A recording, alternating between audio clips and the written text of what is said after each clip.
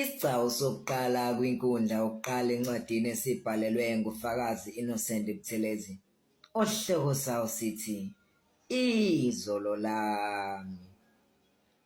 Kungumsombuluko ekuseni ngehora lesihlanu endaweni yaseMgungundlovu, phansi esigodini sagodongwana. Ufika intombazanyana emzini kaNyambosi eneminyaka cishe 9, iphethe ibhakejana elibukeka linombila iqonde ngqo emnyango wangaphambili. Ifica owesifazane othe ukugcwala kancane emzimbeni, shangebala elizothile nangezithe ezinhle futhi ongahle noma efulathele. Lo wesifazane unguMangidi okaNyambozi, odabuka phansi emakhaya kwaMhlabi Yalingana, oyintokazi ezalwa nguMamdluli noGumedo wayembongi yenkosi.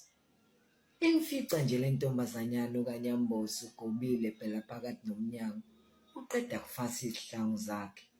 Uthi uma ephakamisa iqanda nje ukaNyambozi uthuka sechitha amanzi angasese phakathi nomnyango, ngenxa yokuthuswa yiphimbo phela elincane belimbingelele engazelele. Uthuka nje usitshela ukuthi laba abafanyana abathunywa abathile kwizitha ngesikhathi zobumnyama.